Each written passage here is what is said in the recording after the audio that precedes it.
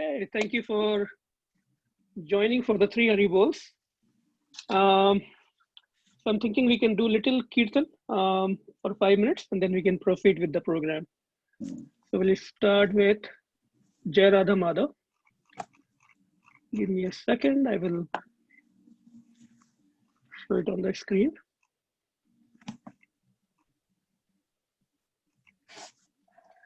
Okay. Jaya Radha Madhava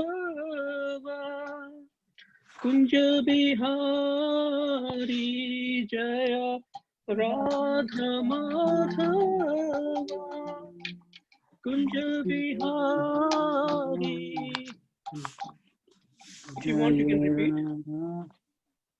Jaya Radha Madhava Kunja Bihari Jaya Radha Madhava Kunja Bihari. Sorry, I think I got disconnected. Jaya Radha Madhava Kunja Bihari Jaya Radha Madhava Kunja Bihari Jaya Radha Madhava Kunja Bihari Jaya Radha Madhava Kunja Bihari. Gopi Jana Vallabha Girvaradhari Jaya Gopi Jana Vallabha Gopi Jana Vallabha Girvaradhari Jaya Gopi Jana Vallabha Girvardhari Yashodanandana Braja Jana Ranjana Yashodanandana Braja Jana Ranjana Yashodanandana Braja Jana Ranjana Yashodanandana Braja Jana Ranjana Jamuna Tiravana Hajari Jamuna Tira Vanachari Jaya Radha Madhava Kunja Bihari Jaya Radha Madhava Kunja Bihari Jaya Gopi Jana Vallabha Girvaradhari Jaya Gopi Jana Vallabha Girvaradhari Yashodanandana Braja Jana Ranjana Yashodanandana Braja Jana Yashodanandana Braja Jana Ranjana Yashodanandana Braja Jana Jamuna Tiravanachari Yamuna Tiravanachaari Hare Krishna Krishna Krishna Hare Hare Hare Rama Rama Rama Hare Hare Hare Krishna Krishna Krishna Krishna Hare Hare Hare Rama Rama Rama Hare Hare Hare Krishna Krishna Krishna Hare Hare Hare Rama Rama Rama Hare Hare Hare Krishna Krishna Krishna Hare Hare Hare Rama Ram Hare Hare Hare Krishna Krishna Krishna Hare Hare Hare Rama Rama Rama Hare Hare Hare Krishna Krishna Krishna Hare Hare Hare Rama Rama Rama Hare Hare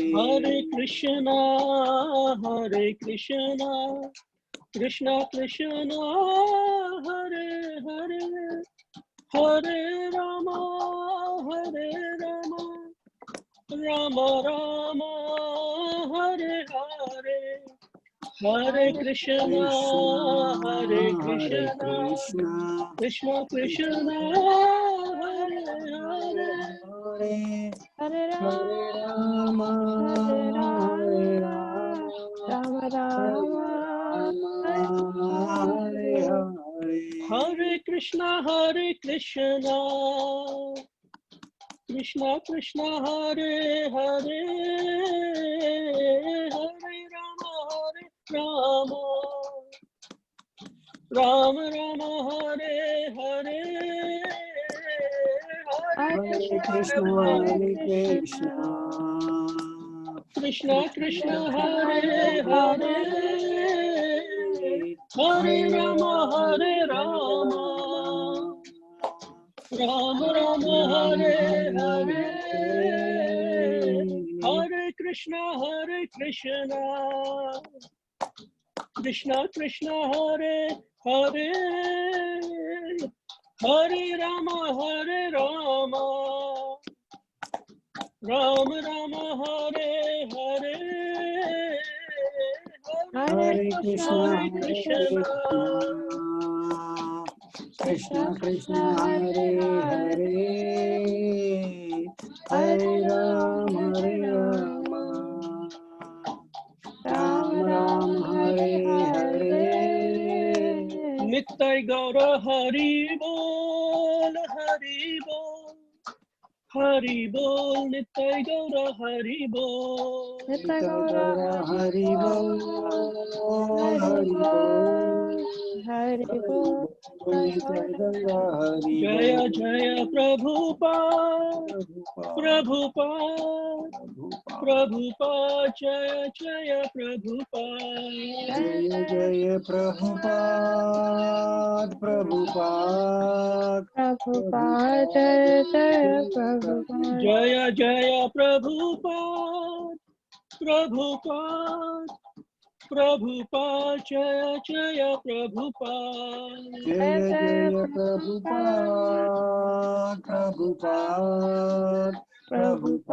Jaya Jaya Prabhupada Jaya Jaya Gurudev Jaya Jaya Gurudev Jaya Jaya Gurudev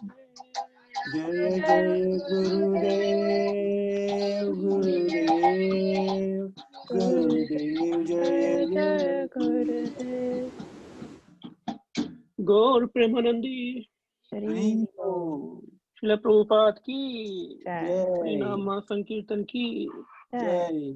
Thank you again for joining for the japa and participating in the kirtan. So let's start with Mangalacharan.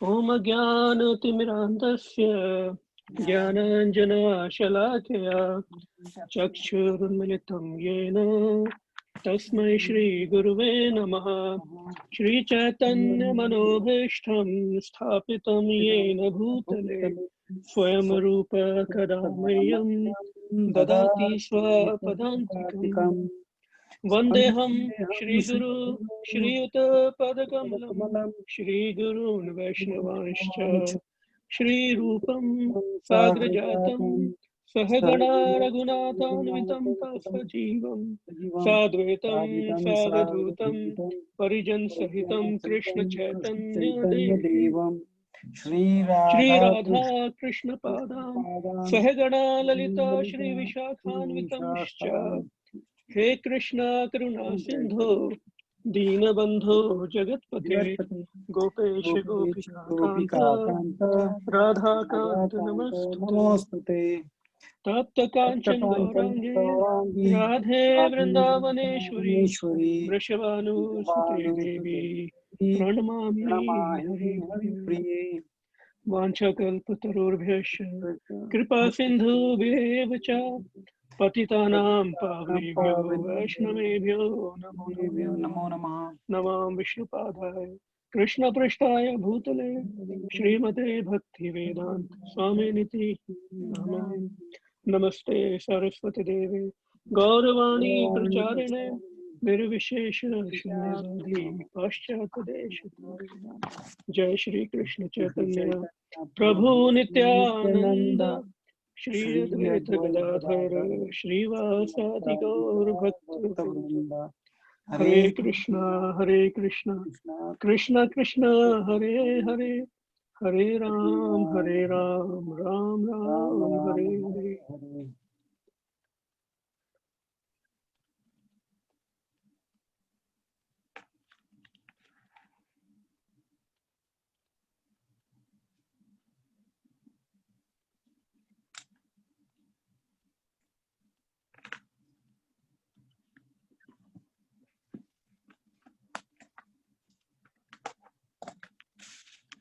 Okay, Hare Krishna. Hare Krishna. So today the plan is to cover Bhagavad Gita, verse number 4.25 and onwards. So I'm thinking we can cover about 8 to 10 verses. Let's see how it goes. So what we will do, give me a second. So yeah. So again, thank you from the bottom of my heart for joining every week for this Sadhu Sangha. As you know, it seems like this social distancing scenario or this condition will be with us for some more time. Weather is also getting better, and seems like people have started going out and to enjoy the weather. At the same time, we are hearing about the cases which are increasing every day. So it is better to take some prevention and some safety measures than to feel sorry. So, but anyway, regardless of the situation we are in, it's a very good time that we all know that we have got some extra time in our pocket to learn some lessons, right? From what the whole world is going through right now. Usually what happens when things are going in our own way, we take it for granted. And sometimes we misuse our freedom. So this is a very good time to reflect upon our life, our priorities, what is really important for our life, and figure out, right, what is really worth pursuing in our life or making effort for. So sometimes we know Krishna forces these kind of scenarios on us so that we become more humble and grateful. And nonetheless, we realize, truly realize our real position in this world, in this material world. So it's a good time to reflect on those things.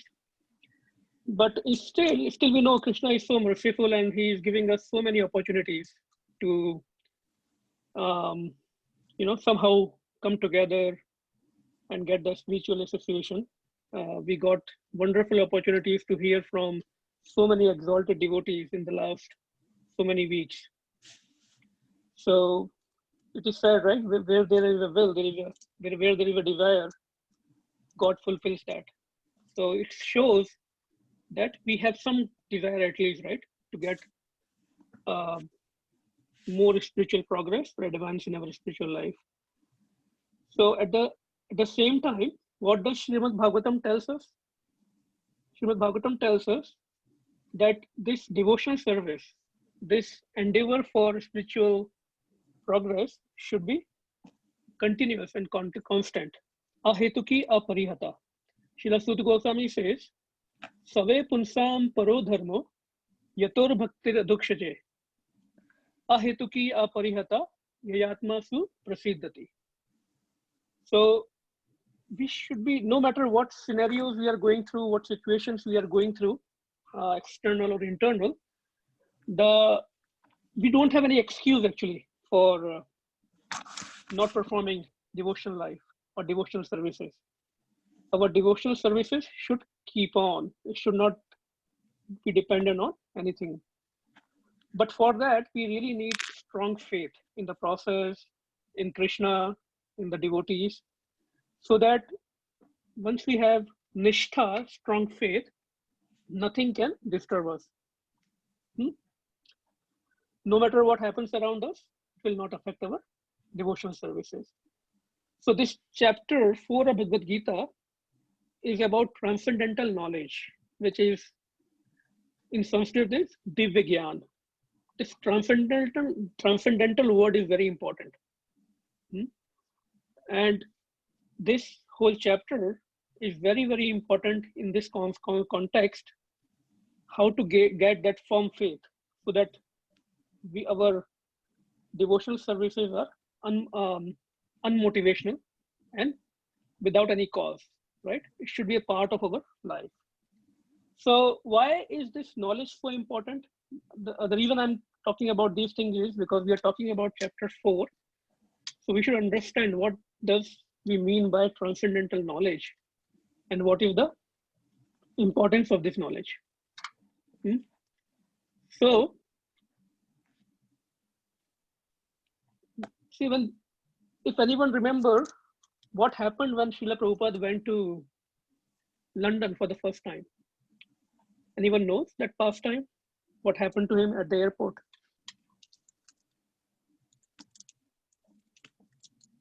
Feel free to unmute and participate. And if you can switch on your cameras, it will be definitely very encouraging so that we can participate and interact a little better. So what happened when Srila Prabhupada went to London?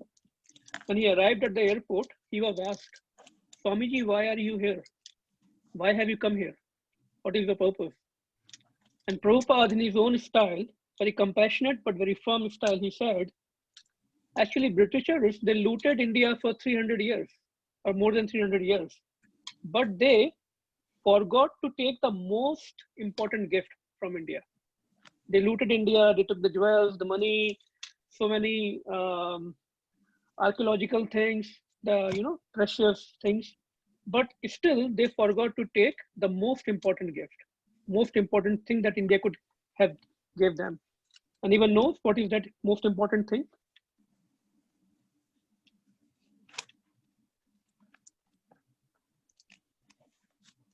The transcendental knowledge of Bhagavad Gita. So that's how important it is, Srila Prabhupada said. So in our Bhagavatam sessions, we were also discussing a few days back about the pastime of Lord Nrsimha Dev and Prahlad Maharaj. So there is a verse in Canto 7 of Srimad Bhagavatam where Prahlad Maharaj has been described as Prashant Kamo Rahit Asura.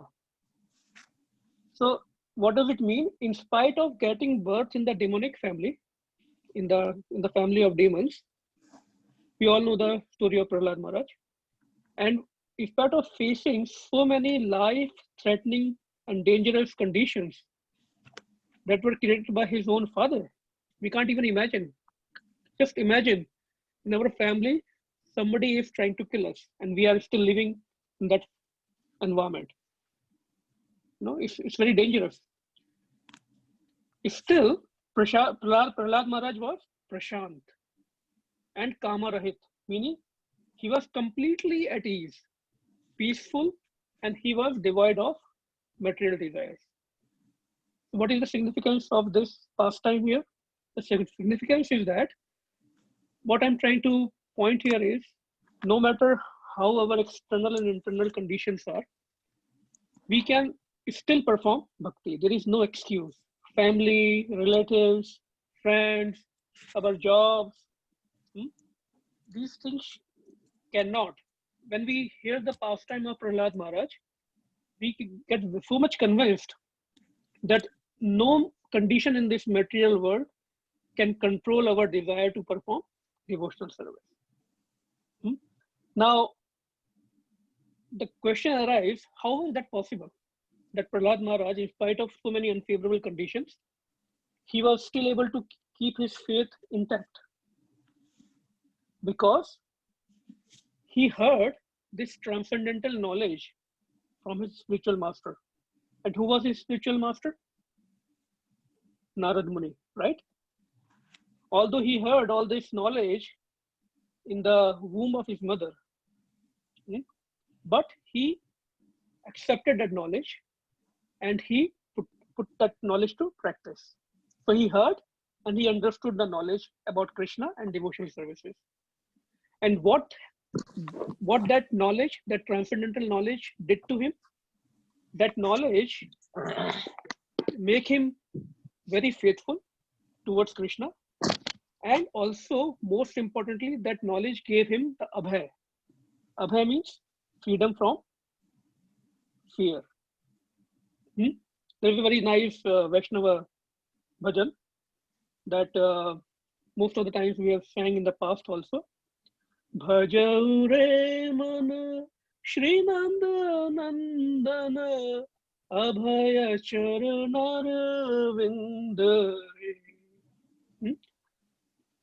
That when we do the bhajan, when we do the devotional service for Krishna, the son of Nanda Maharaj, that gives us abhay, the freedom from fear. So that is the greatness of hearing knowledge about Krishna. And when we attentively hear this knowledge about Krishna, his activities, what he likes, what he dislikes, our devotion towards him become very fixed. And we take right steps towards Krishna.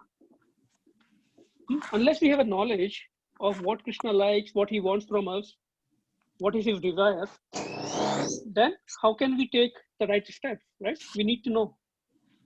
And then this knowledge gives us the confidence, and ultimately it gives us the freedom from all kinds of fears, whether it is in material life or spiritual life. Okay. Any question, any comments on this? Or I hope I'm making sense here.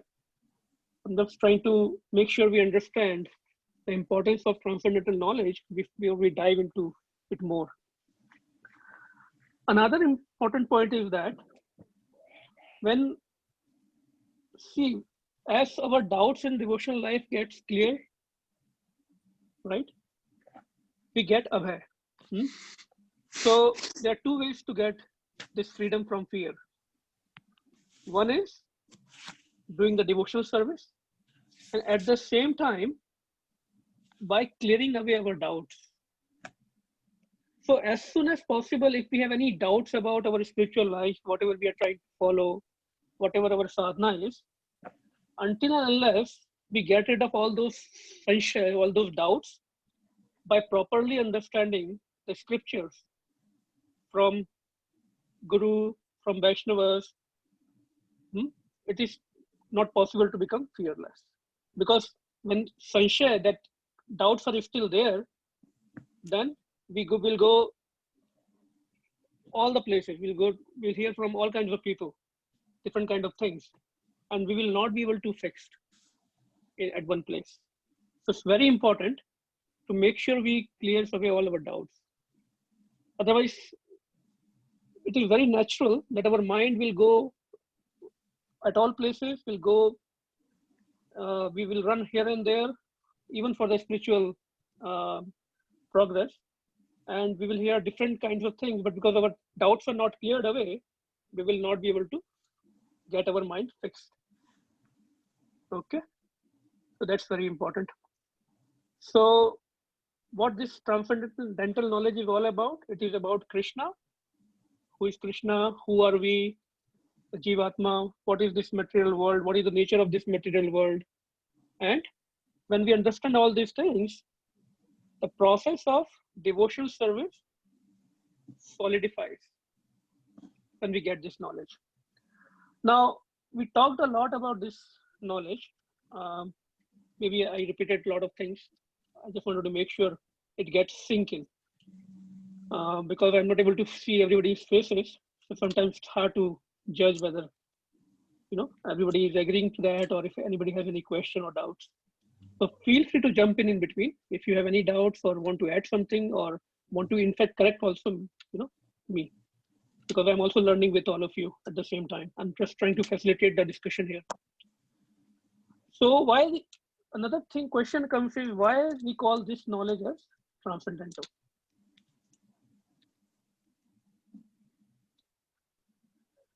So before this, I wanted to show this picture. You can see on your screens how devotional service is independent of material conditions. You can see in the top on the left most, Srila Prabhupada, even until the last breath, he was involved in his preaching services, which was the order of his Guru Maharaj. Even till the last, you can see doctors said, or devotees who were with him there at that time, they said they could even see his veins from the top. So weak he was. Still he was dictating, translating, and preaching. We can see His Holiness Jayapataka Maharaj. Picture is small, but whoever has met with him or heard from him recently in the last few years, you can see he's in very difficult bodily conditions.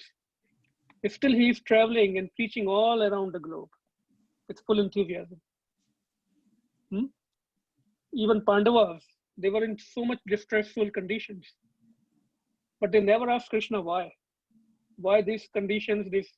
We are your devotees. Still, why these kind of distressful conditions are given to us? They were still serving Krishna. So just wanted to clarify that point, that how devotional service is independent of material conditions.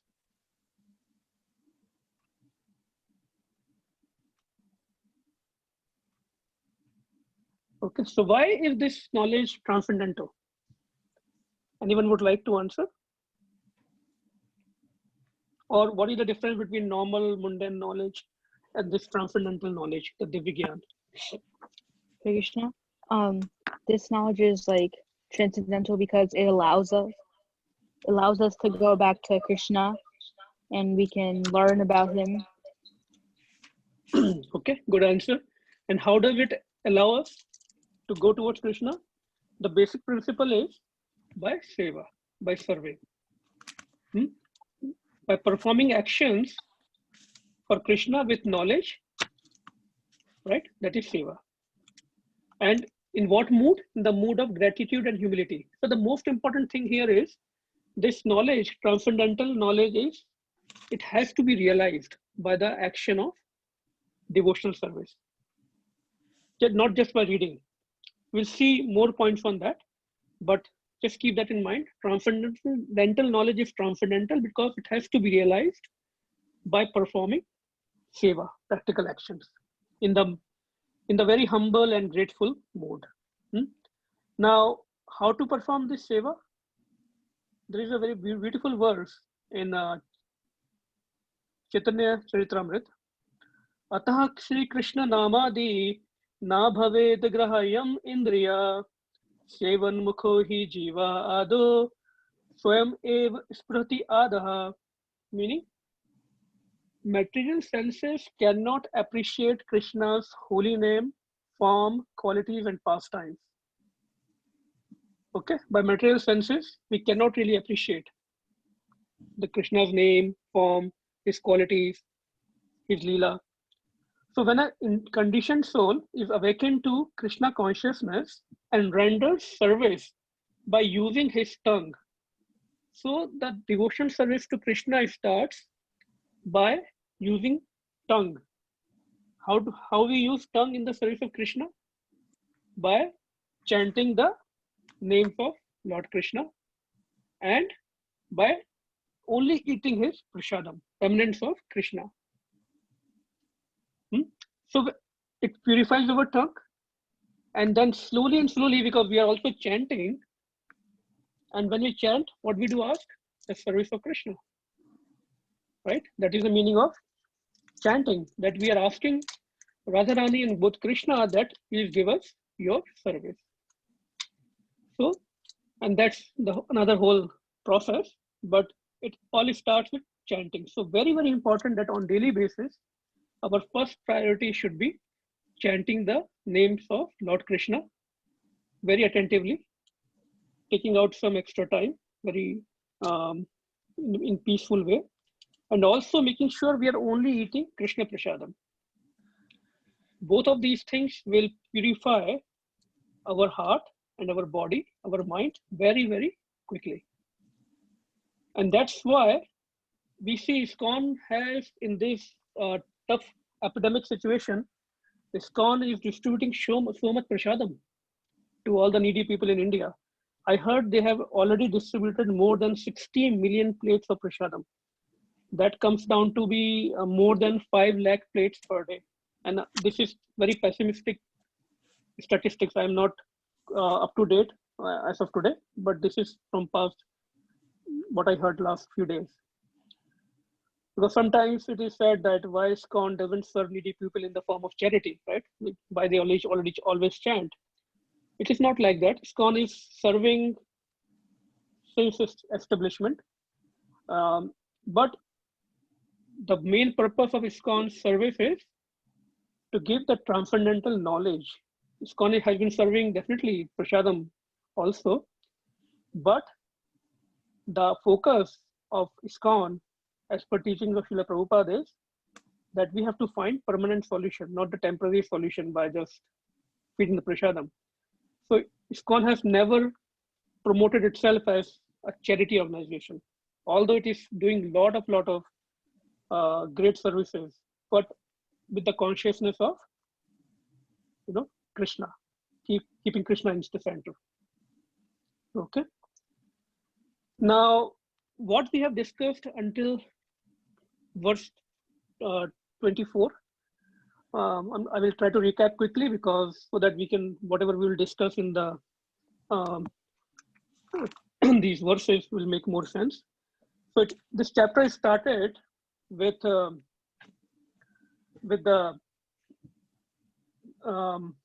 let me see if I can unshare. Yeah. So this chapter is started with Krishna saying that I gave this knowledge first to whom? Anyone remember?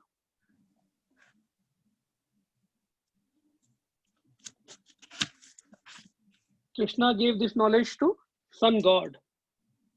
That's what Krishna told Arjun. And then it got lost after some time. And now here, Arjun, I'm giving this knowledge to you again and re-establishing the parampara. So then Arjuna puts very, very intelligent question that how come I understand that, how can I understand that you give this knowledge to Sun God because you are of my age? How come you existed millions and millions of years back? Then Krishna explains to him about his transcendental nature, his birth and his activities are transcendental. He is eternal, how soul is eternal. And on top of that, Krishna can remember, he told Arjun that he can remember all his actions in all his appearances. So it is very important, again, to clear our doubts, like Arjuna is clearing his doubts. He's not blindly accepting anything. He's very submissively and very respectfully clearing his doubts. Okay. So then Krishna tells him about the qualities of someone who is serving Krishna. So how he serves, what is the consciousness that person has. So what some of the things that Krishna told Arjun, that who is a spiritualist who is serving Krishna, he is free from attachment, fear, and anger, right? Vitarag, Bhaya, Krodha, that verse we discussed in very detail. That person is always steady in success and failure, equipoised. He is free from envy, any envy from anyone, with anyone. And he is fully dependent on Krishna for all his maintenance, for everything he is fully dependent on Krishna. Then he says, as one surrenders to me to that degree, I reciprocate with him and reward him the devotional service. Ye yatha mam prapadyante. To a degree, we surrender to Krishna and devotees. The degree, the intensity of our devotional services, to that degree, Krishna reciprocate and give us spiritual advancement. Now, Krishna, in the also revealing about people who doesn't know about Krishna and his transcendental nature. So, what those kind of people can do? How should they obtain this transcendental knowledge? So, Krishna says they should, or who are not interested in knowing about Krishna, right? So, Krishna advised that such people should, because they are more focused on the actions, the karma, they should perform actions for me, only for me. So when they will start working for me, then automatically a relationship, a sambandh will be established. Very practical, right? If you want to make a relationship, a good relationship, a very genuine relationship with somebody, what we do?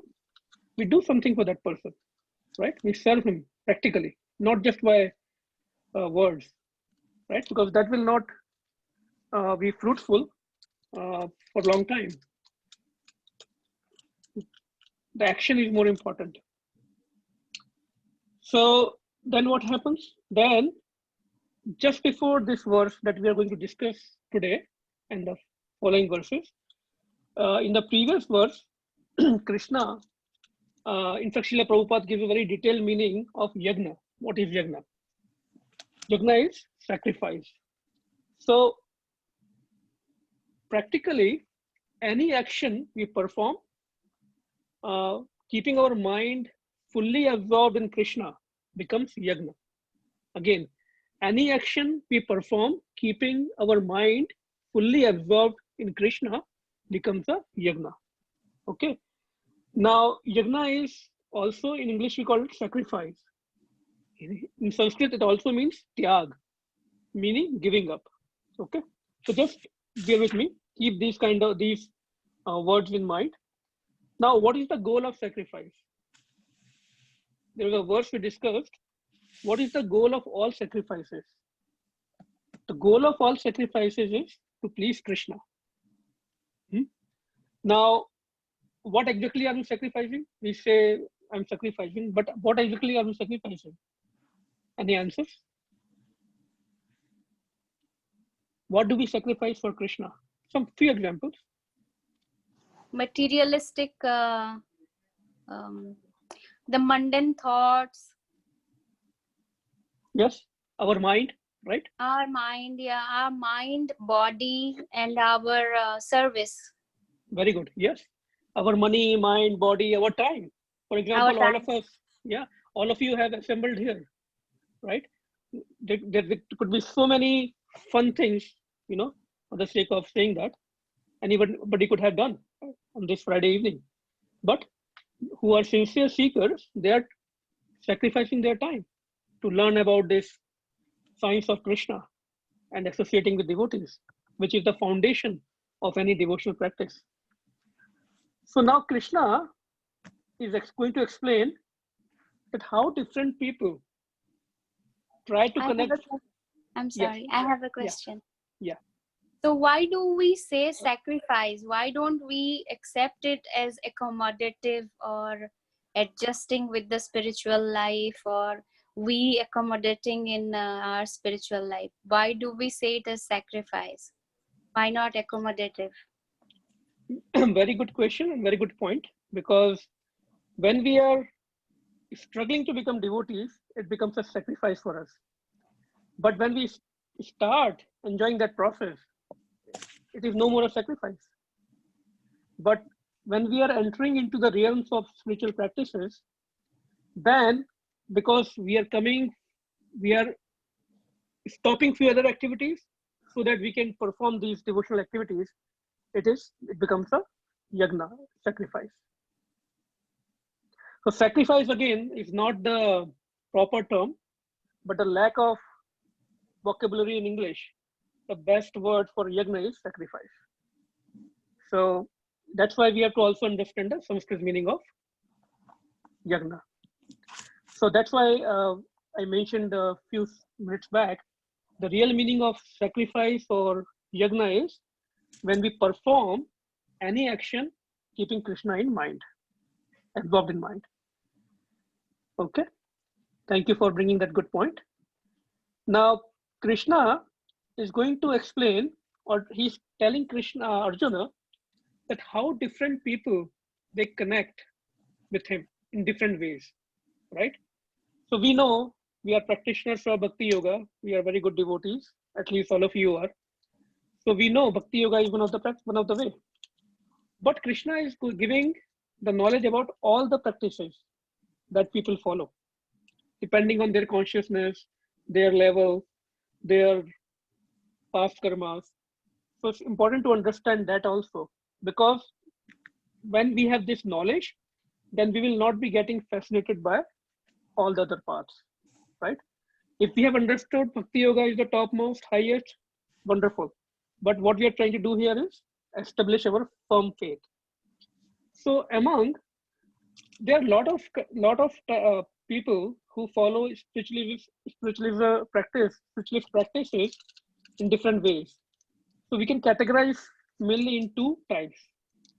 One who perform Shuddha Karma Yoga, and the other is Ashuddha Karma Yoga, pure Karma Yoga and impure Karma Yoga. So obviously Bhakti Yoga comes under pure Karma Yoga, right? Because in Bhakti Yoga, we perform devotion service in full knowledge that we have to do it for the pleasure of Sri Krishna and devotees. Samsiddhir Hari Toshanam. Any activity we do should be for the pleasure of Hari. Samsiddhir Hari Toshanam. For the satisfaction of Lord Hari. Anything that is not in relation with Lord Krishna, it is Shram Evihi Kevalam. That is just hard work without any result. That is the understanding of a Bhakti Yogi. Now, what is impure Karma Yoga, Ashuddha Karma Yoga? Other actions that we will see, Krishna will describe in the future verses, which are not related to Krishna. Now, we are talking about pleasing Krishna. So how do we know Krishna is pleased? How can we know Krishna is pleased?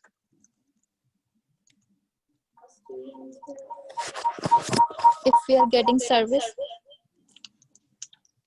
If we are getting service, that can be okay. That's a good point. Any other answers? I think last time we said we know if Krishna is pleased if his devotees are pleased. So if you're serving his devotees and his devotees are pleased, then Krishna is pleased. That is another answer. See what happens. Sometimes when we serve the Vigraha, the deity form, we think, we are serving Krishna.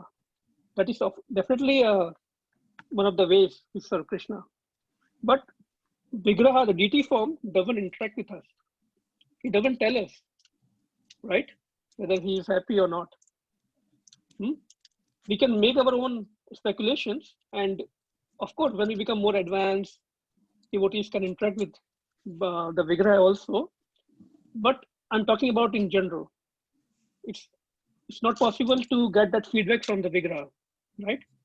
So only when we surrender to devotees and spiritual master, by serving them, by satisfying them, right, we can understand if they're happy with us, if they're satisfied with us, that Krishna is pleased.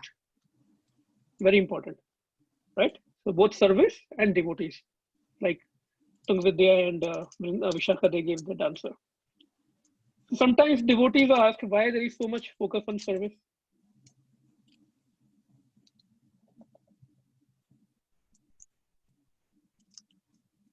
I thought we already discussed, right? The focus on service is because that's how we please Krishna. Okay. Now, I will try to cover how much time is that. I think we already passed about 20 minutes. So let's see how much we can cover. So let me share the verse 4.26. If I can. 4.20. Okay, let me know if you can see it. Sorry, 4.25. Okay, so 4.35 on your screens.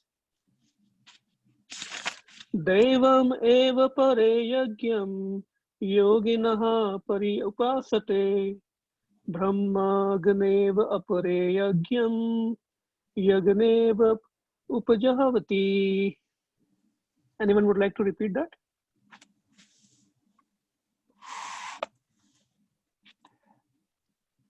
Devam eva pare yagyam yoginah pari upasate Brahma agnau apare yagyam yagyena eva upajavati. The translation is, some yogis perfectly worship the demigods by offering different sacrifices to them, and some offer sacrifices in the fire of the Supreme Brahma, Supreme Brahman. So now Krishna is telling Arjuna about the different kind of spiritualists, different kind of yogis, the different processes they follow. So the first one is yogis who perform sacrifices to demigods. Now, Prabhupada explains in the purport that less intelligent people, they worship demigods. And how they worship? By the process of yagna, by really doing the sacrificial ceremony in the fire. And why are they less intelligent? Because they do not yet know that Krishna is the supreme lord and controller. He is the controller of even demigods. So they don't have that understanding, that faith yet. So they are indirectly worshipping Krishna, but through the demigods. And other kind of such yogis, they worship demigods because they have material desires.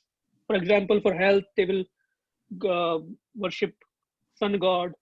For intelligence, they will worship moon god. Similarly, there are different rituals. And when we are discussing these things, please keep in mind, all these processes are mentioned in the Vedas. So they are all bona fide processes, bona fide yogic processes. So we are just discussing and understanding at what level they are. Okay. So such people, they try to connect with God by worshipping demigods because they don't know Krishna directly. And mostly they do so because they have some material desires. So these kind of yogis are still better than others who does not accept the authority of scriptures with us and who does not accept the existence of God. So such yogis are much more better than such people. So we should respect even them. And some people, what this verse says, they perform yagnas considering God as a light, Brahma Jyoti. Okay. Now, so such yogis, they meditate on the formless Krishna. The word used is Brahma Agni. Such yogis meditate on God's Brahma Jyoti, the formless feature.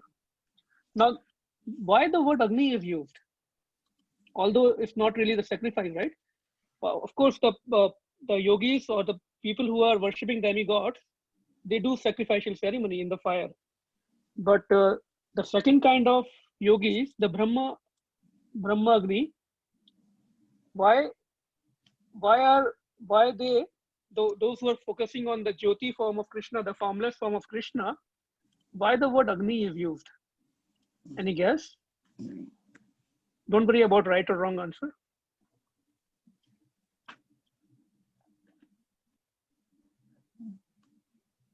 Because anything we put in Agni gets destroyed, burned, right? The whole idea of performing these yogic practices or these yogas is to burn our sins. So that's why in all the verses we'll see the word Agni is used for sacrifice, no matter whether it is a real fire sacrifice or not. Okay. And another meaning of Agni is also Utsaha, meaning enthusiasm. We say, right, that person is full of fire, so much enthusiasm, right? So that is another meaning of Agni in Sanskrit. Okay, so let's go to the next verse.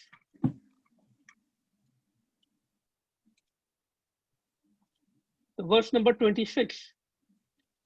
What it says, some, the unadulterated brahmacharis, sacrifice the hearing process and the senses in the fire of mental control. And others, the regulated householders, sacrifice the objects of the senses in the fire of the senses. So again, to remind everyone, we are discussing the different kind of sacrifices people perform to connect with God. So please keep in mind and have this respect for all the yogis, that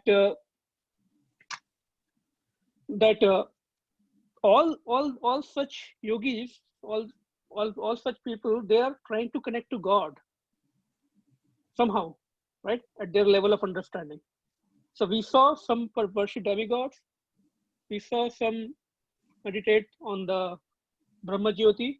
Now in verse 26, Krishna is saying that some yogis make sacrifices using the Agni, the fire of controlling senses, the brahmacharis.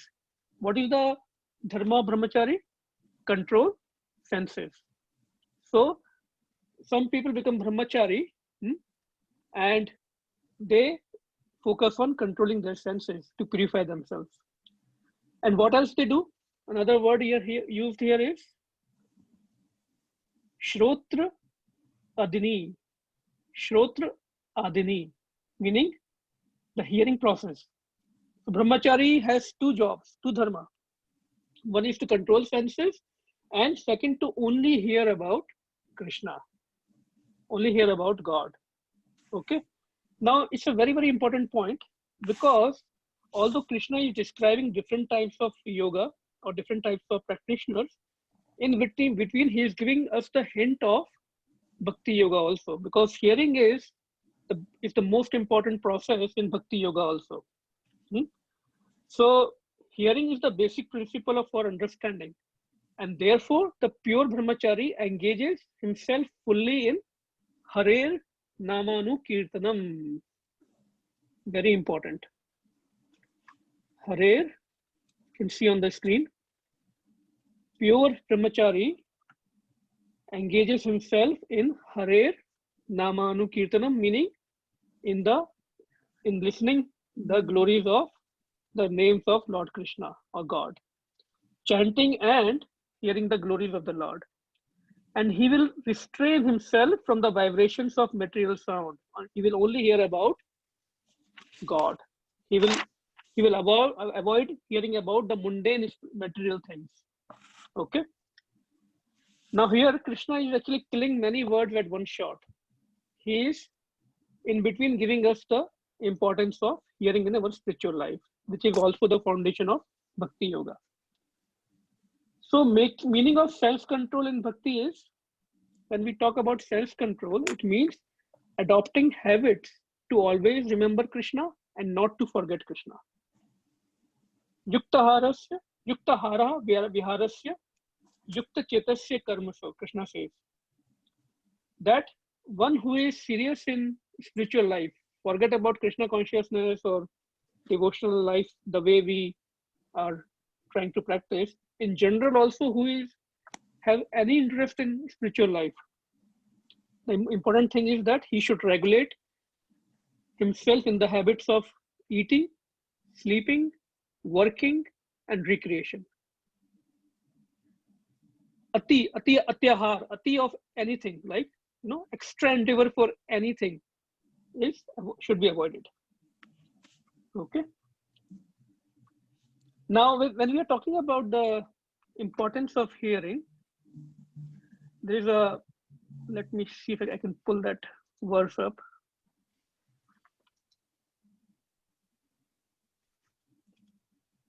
Any questions or any comments so far? Is it making sense? Yes, no?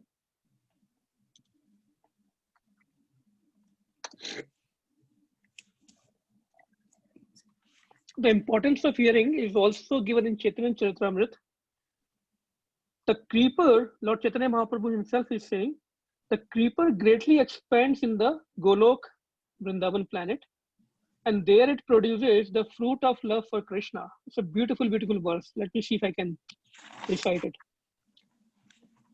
Tathan Vishtarita Hana Phala Prema Phala Ihamali Seche Nitya Shravanadi Jala Tahan Vishtarita Hana Phale Prema Phala Ihanmali Seche Nitya Shravanadi Jala. The creeper greatly expands in the Golok Vrindavan planet, and there it produces the fruit of love for Krishna. Although remaining in the material world, the gardener regularly sprinkles the creeper with the water of hearing and chanting. So, this process of hearing and chanting is what that is the process that gives us the nourishment in spiritual life. Very, very important. I wanted to read this whole purport, but I don't think we have time for that. So I will share that purport later on. It's a beautiful purport. Now others who, so now some yogis, they take up to the Brahmacharya ashram, but others, they are not, so much interested in Brahmacharya ashram. What they do? What do? They get into the Grihastha ashram, right? But still, Grihastha ashram is very much glorified, because in the Grihastha ashram,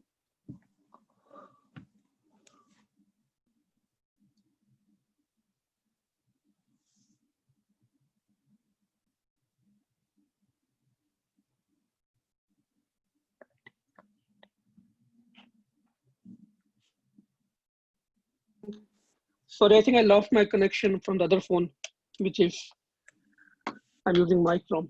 So this Grihastha ashram is very much glorified in the way that a yogi in the Grihastha ashram, he performs sacrifices by using the Agni, the fire of senses. It may sound a little contradictory, but let's understand. How can one use senses? How can one sacrifice the senses? Because in the Grihastha life, we're actually using the senses, right? See, the yogi, he uses senses as per the instructions in Vedic scripture. So if we are, our actions and our senses, we are utilizing as per the instructions in Shastra, as per the instructions of the Acharyas, then even in Grihastha life, such a person is a yogi. And one who is not utilizing his senses, or who is not following the scriptures, the instructions, right? These days, it's very unfortunate. We are not given all this knowledge, right? In the olden times, all this knowledge of Vedic scriptures was given during the early ages. Sometimes it feels like we don't even know these concepts. What do we mean by following the scriptures, right? But one who doesn't follow scriptures, he's a bhogi.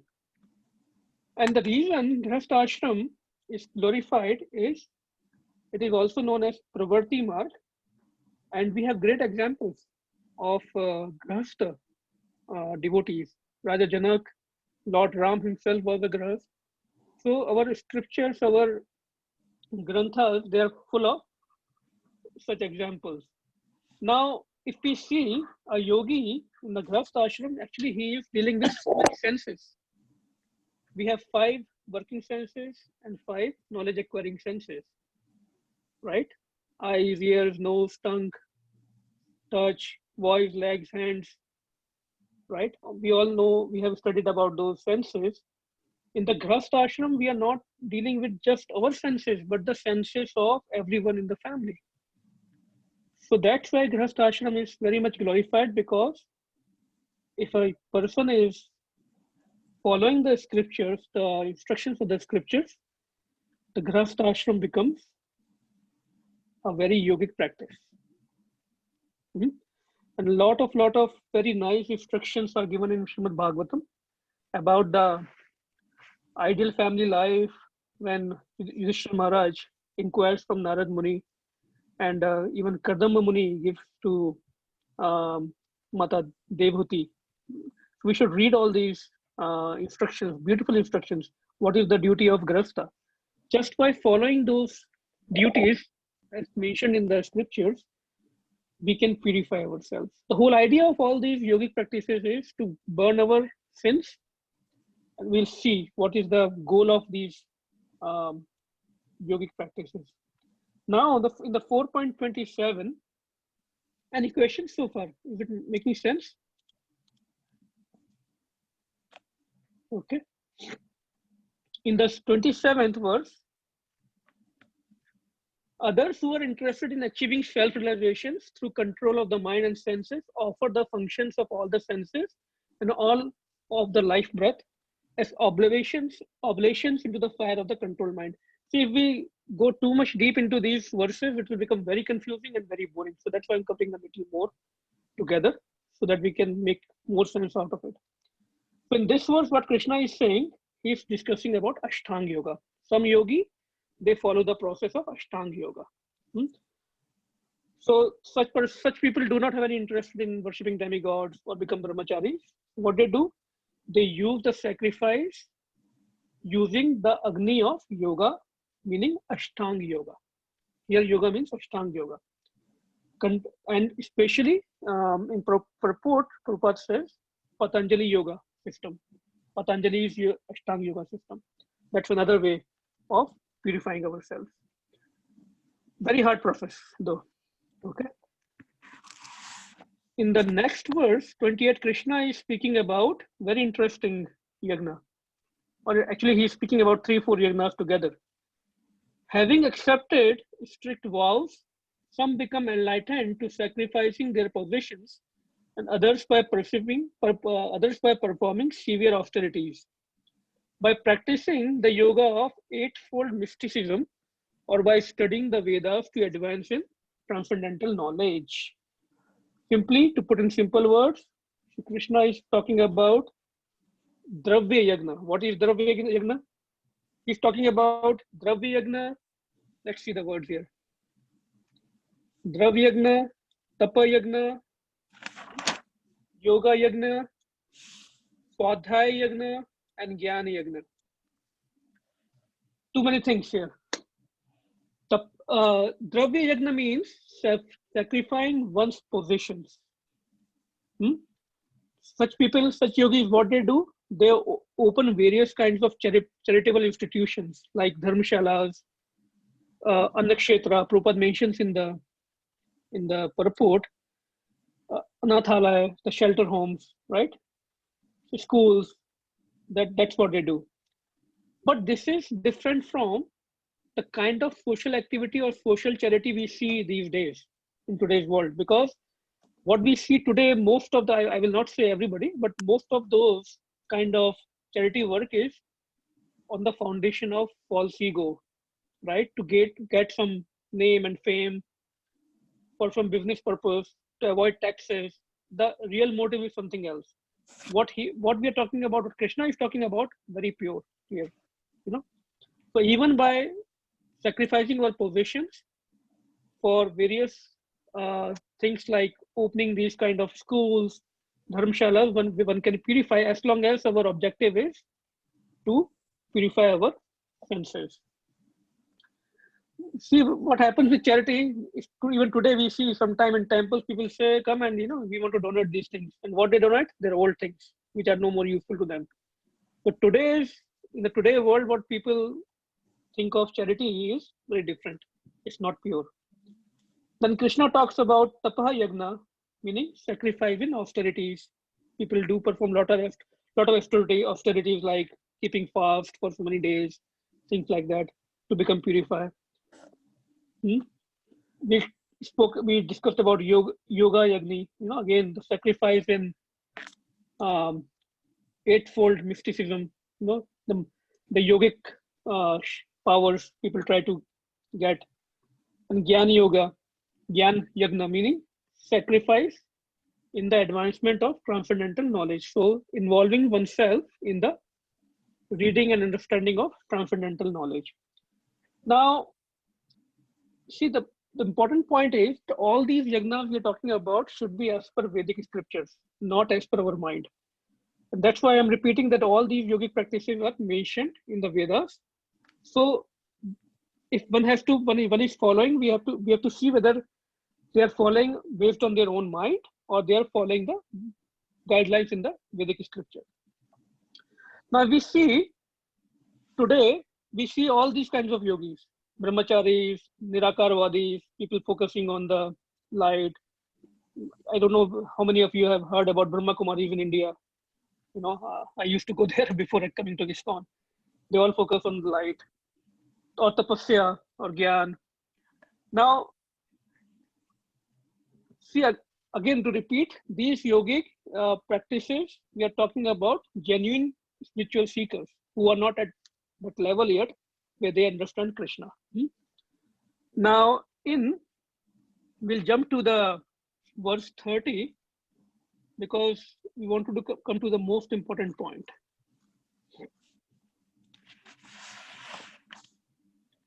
All these performers who know the meaning of sacrifice become cleansed of sinful reactions, and having tasted the nectar of the result of sacrifices, they advance toward the supreme eternal atmosphere. The whole purpose of these spiritual seekers is or should be for two things. Number one, to get free from sinful reactions. Why? So that they can uplift themselves towards the supreme eternal atmosphere, which is Krishna God. They don't know God yet, but that's what they are trying to find out through these practices. That becoming sinless, burning all their sins, and then slowly and slowly uplifting themselves toward Krishna. So if these two things are not happening in a spiritual seeker, then there is a problem in the way they are performing yagna, because that's what we see in today's people, all these yoga studios and all these people who are performing these yogas, their personal motive, their motive is something different, not achieving Krishna. So that is not what we are describing here. Now in next verse, I will try to finish in the next 10 minutes. Krishna says, "Oh, best of the Kuru dynasty, without sacrifice, one can never live happily on this planet or in the life on the what then of next." Krishna is saying that without performing sacrifices, one cannot live happily. Why? Because, let's understand the equation. Why we are in this material life? Because of ignorance. Because of our ignorance, we have material desires. Because of material desires, we end up performing sins, right? And then we get reactions to those sins, and then we are entangled in this material world. We have discussed many times. These are the basic, right? Now, what is the way out? Somehow we get the human form of life. Very precious. And why we get it? So that we can perform yagna. Krishna gave us the chance to perform these sacrifices, these yagnas, under the instructions of spiritual master, devotees, mentors, and then get elevated. And then when we get elevated by performing these sacrifices, when our hearts and our senses become purified, we become free from the material bondage, and then we are fit to go back home with Krishna. Okay. Very important to understand the purpose of sacrifice is to become sinless and to get purified in this life, in this human, by using this human form of life. Now, so in the following verse, let's see, Srila Prabhupada says, Krishna says, all these different types of sacrifices were approved by the Vedas, right? As I mentioned. And all of them are born of different types of work. Knowing them as such, you will become liberated. So what is happening here is Krishna is saying that all these sacrifices are approved by Vedas. So we indirectly he's saying we have to, if somebody is following these sacrifices, these systems, they have to follow as per the Veda. Okay, not by their own mind. Now, at the same time, the purpose is to become liberated. Now, when we were discussing this, what is the aim of all these sacrifices, in the 4.30, we say sinful reactions, free from sinful reactions, and to advance toward the Supreme Lord. In the purport, Srila Prabhupada also mentions the third thing as the aim of these sacrifices. And what is that third thing?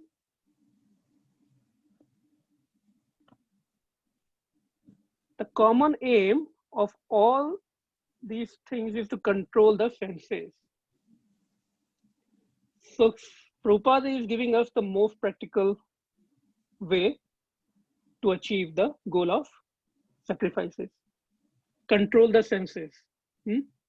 Because without controlling the senses, we cannot come out of material existence. Now, this is also called as Indriya Nigraham, controlling the senses. Why this is so important? Because let me ask a question. What is the advancement of bhakti? How do we know that we are advancing in bhakti? We can say we get seva, but how can we realize internally? Hare Krishna. Yeah. When we start becoming a little bit more enthusiastic and realizing that like we're actually starting to enjoy this and we see more results, like in the beginning we might, like when chanting, a lot of people say that I don't think I'm getting any results, but like as we progress we can realize those results and like move on in bhakti. Yeah, even before we realize that bliss, the barometer of advancement in bhakti is, are we able to control our senses? Until that happens, we can jump high in the kirtan, we can do so many services, but if our desires at the end of the day are to come back and enjoy our senses in some form or the other, then it means that advancement is not happening. So we are just trying to understand the mechanism here. What is the basic mechanism? For example, let's say there are various make and models of cars, right? Can anyone name few models or makes of the car we see around? Honda, Audi, BMW, Chrysler, Tesla, yes. And what is in the core of all these cars, all these vehicles? wheels, engine, right? So who understands the mechanics of the engine, he can himself make a new car. Who understands how to make that engine? What is the function of the engine? The point I'm trying to make is, as devotees, we should be very intelligent. And when we see all these yogis performing different yogic practices or different sacrifices, we should observe what exactly are they trying to do. Only thing they're trying to do in the core is to control their senses. That is the whole objective. And that is the first sign of advancement in bhakti. That's why we must watch our senses very carefully. We may feel bliss in bhakti, but may not be advancing. That's a warning, right? Because we have been practicing bhakti yoga for so long, it's very important to understand we might be feeling some bliss in bhakti, but we should also check whether our senses are has there been any improvement in our ability to control our senses? Now, what are the practical ways we can understand? How do Can I I know? share something? Can I share something? Yeah, sure. Like for me, what I have observed is like I don't like to react anymore now. Wonderful. So these kind of checks we should do every day, no matter how many years we think we have been practicing Bhakti Yoga. One thing Mataji shared was very nice observation that she doesn't react anymore so quickly, right? Even after years of practice, it's very hard to leave actually this. Yeah, So it was very difficult for me. It was very difficult, but then I was tired of reacting. I was literally tired of reacting because that was painful for me, and I understood that I am hurting myself more. I am hurting others too, but I am hurting myself also. And I have been in this state of mind for such a long time, but what did I gain out of it?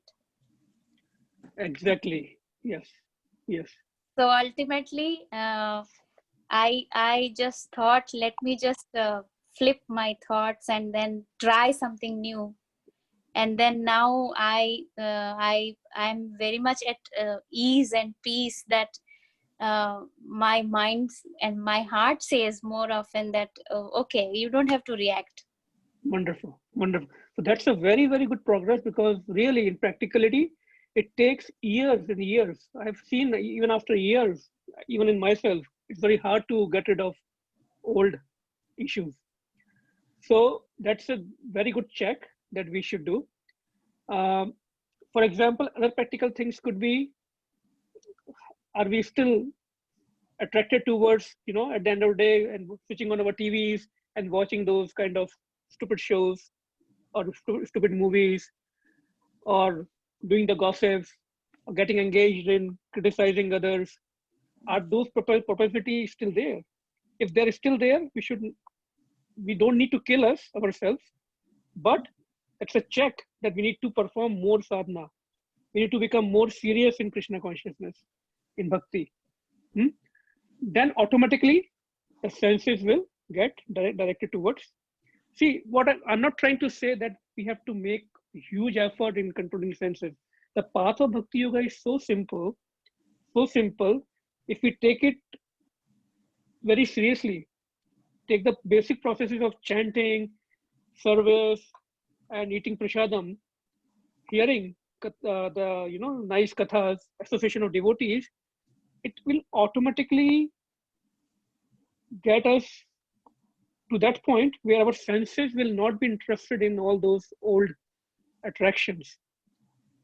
So what the point I'm trying to make here is, and what is mentioned here is in the purports, that if that is, we are not seeing any improvement in those desires, those attractions, then it means our process of bhakti yoga is not happening properly. Our chanting may be not proper, our association is maybe not proper, our hearing process is not good, So I hope I'm making sense here.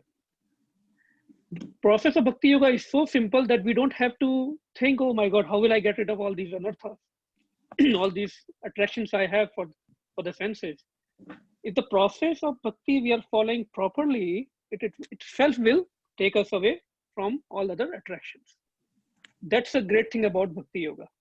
And that's why Krishna is just describing all these other sacrifices, because they are so tough. They involve so much sacrifice, our own effort, right? And that's later Krishna will come back to the supremacy of bhakti yoga. So these desires to enjoy, they are like electric current. We have seen sometimes when somebody gets that electric current, he will just get, he can't get out of it. If somebody touches the, naked wires. So these old desires, these desires to enjoy are like that. So that's why on our own effort, it is very hard to detach ourselves. Now, when we say, we already discussed how we will know that our desire to attain Krishna is increasing. We know our desire to serve will increase. We will not waste our time in other mundane things. Okay, so I will end with three points that we should take away from today's class, and then we can discuss if anyone has a question. That three things we need to check in our sadhana to check if our sadhana is progressive, if our practice of devotional service is uplifting us or not. Number one, please make a note in your mind, in your if you're making notes also. For number one is Indriya Nigraha, meaning control of senses. Very important check. Number two, are we getting free from sinful reactions? That is another check. And we should see, are we desiring to attain Krishna? Our desire to attain Krishna is increasing. That thirst to get more devotee association, the thirst to know about Krishna more. How can I hear more?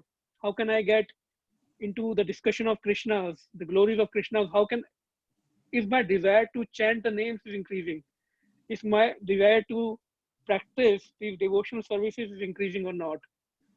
That is another check. And if we find any challenges there, we should not feel depressed. We should take a note of that. And if our desire is genuine to progress, then we should seek out for help. Now, another important thing is that we will discuss in the next verses is what exactly is Bhakti Yoga. So I wanted to cover that today, but I think I will leave it here. It's already 9:30. Now, one thing to understand very importantly is, although we are talking about all these sacrifices, what is the prescribed sacrifice for this age? We should never forget. The prescribed sacrifice for this age, and we can say that it's a shortcut, is Bhakti Yoga. And how we will do the prescribed yagna sacrifice given to us is the fire of Sankirtan, the yagna of Sankirtan by Lord Chaitanya Mahaprabhu.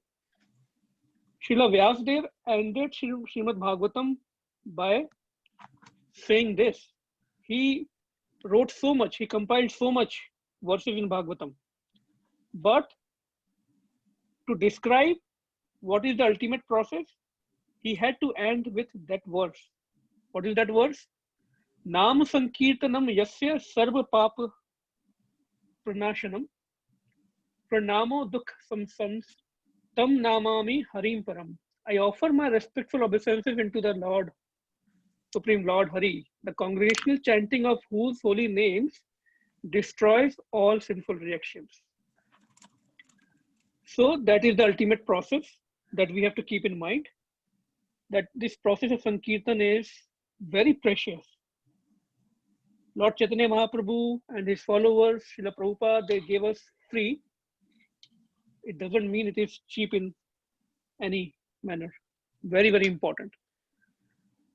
Okay, so I will end here. Any questions, any comments, any corrections, please feel free to add. Maybe we can spend 5 more minutes. I really apologize for long class, but I wanted to combine all these verses.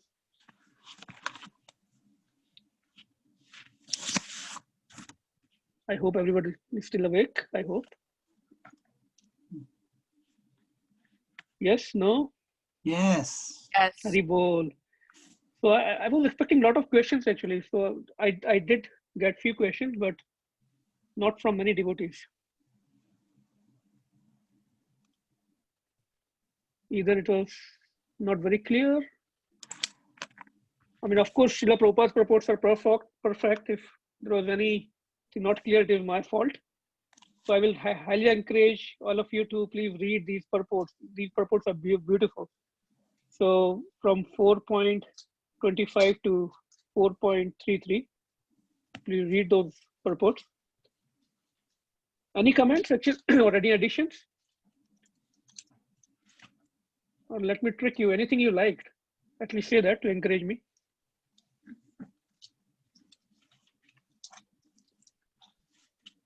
Any one word, any one line? Krishna. That's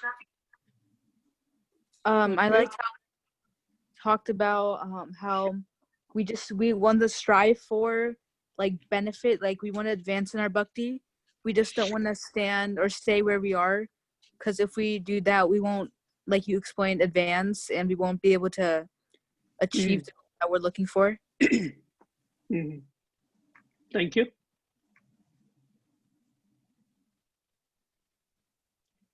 Anyone else? I don't want to name anybody. Very maybe I well should. summarized, Prabhu. Yeah. Thank you, Uncle. I hope it made sense. It's a little difficult section of the. As I said before, also, most of the people, they can't go beyond chapter 4. They may read Bhagavad Gita many times, but in terms of understanding and practicing, majority of people, they fail to progress after chapter 4, because then the real thing comes. Whatever we have learned until chapter 4, the practical part comes. The next part is Karma Yoga. And Bhakti Yoga is nothing but the combination of pure Karma Yoga and Jnana Yoga. We have to perform the action for Krishna in full realization, full knowledge. Then it becomes Bhakti Yoga. We'll cover it next time. Okay. It's already 9:35, so let's stop. Unless anyone has any more points. Okay. If not, let me. I'm not sure if Puneet Prabhu or Akhilesh Prabhu available. I wanted to see if they're available for the Narasimha prayer. So most of us are aware His Holiness Bhakti Charu Swami. His health is very critical. Last update we had is it's improving, but it's still is very critical. So let's offer our prayers for him when we do Narasimha prayer today. Wonderful, wonderful, very, very sweet devotee of Krishna and a perfect follower of Srila Prabhupada. It was very hard for a lot of devotees when they heard about this news of his health issue. So let's keep him in our prayers and pray to Lord Krishna, Srila Prabhupada, that they do the best for him. We need lot of his association. Okay, so anyone would like to sing Narasimha prayer?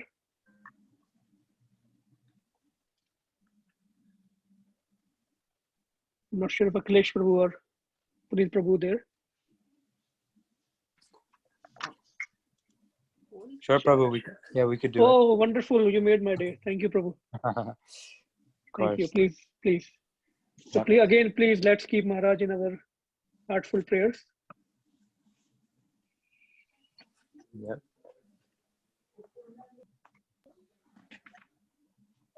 Namaste Narasimhaya. Namaste Narasimhaya. Prahlada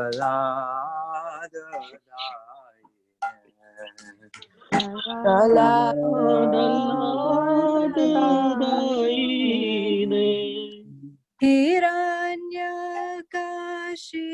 Purvakshaha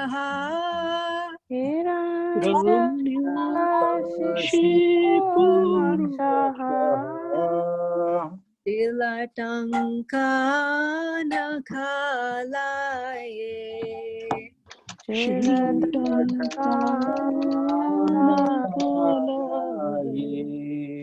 Ito Narsingha Parato Narsingha Ito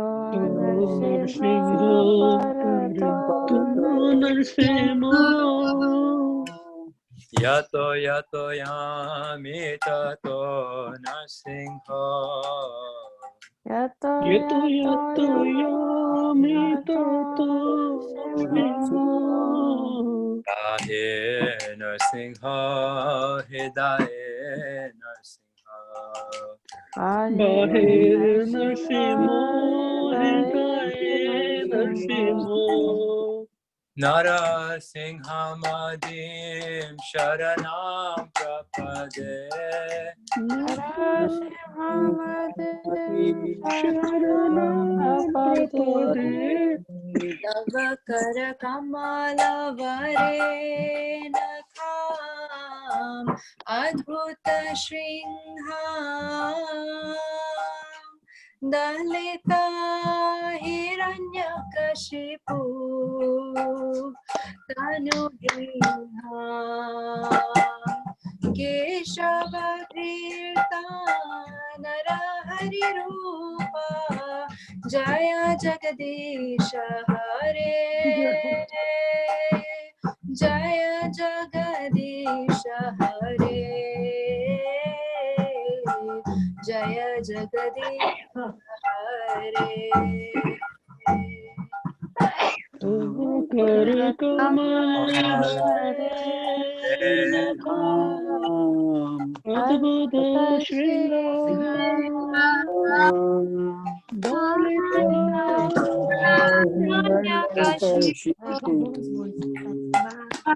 Nuvringam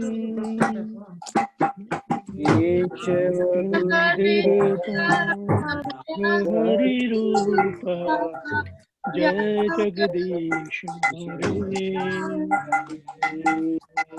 Jai Jagadish Hare. Jai Jagadish Hare. Jaya Narsinghade Jaya Narsinghade Narsinghade Jaya Narsimhadev Jaya Narsimhadev Jaya Jaya Jaya Prahlad Maharaj Jaya Prahlad Maharaj Prahlad Maharaj Jaya Prahlad Maharaj Jaya Prahlad Maharaj Jaya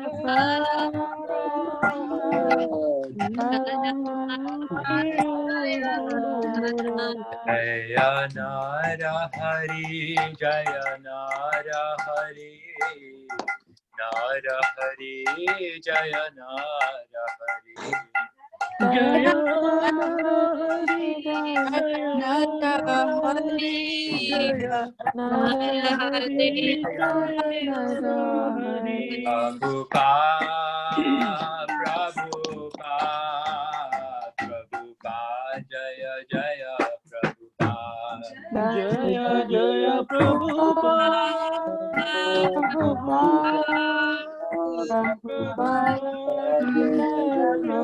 Nitai Gaur Hari Bol Nitai Gaur Hari Bol Nitai Gaur Hari Bol Nitai Gaur Hari Bol Hari Bol Nitai Gaur Hari Bol Hari Bol भक्ति विघ्न नाशक लक्ष्मी नरसिंह भगवान की जय प्रहलाद जय। महाराज की जय Jai. Thank you, Puneet Prabhu, Manasvi Mataji. Thank you so much for special prayers. And we all pray to Srila Prabhupada and Lord Krishna that we can get lot of association of Maharaj and he gets well soon. So thank you all for joining. Please do read those purports. They are beautiful purports from 424.5 to 433. And we can also discuss any questions on the WhatsApp group. Thank you. We'll see you all. Actually, on this Sunday, we have very special program once again. And sorry, somebody said something. Yeah, we have a very special guest Sunday at 5 o'clock. And Somehow I'm forgetting the name of the guest. Chandrasekhar Maharaj. Chandrasekhar Maharaj, another wonderful disciple of Srila Prabhupada. He's in the Brooklyn area, New York. So he will give us his blessings and association on this Sunday at 5 p.m. Thank you. Take care. Hare Krishna. Hare Krishna. Hare Krishna. Hare Krishna. Hare Krishna. Hare Krishna.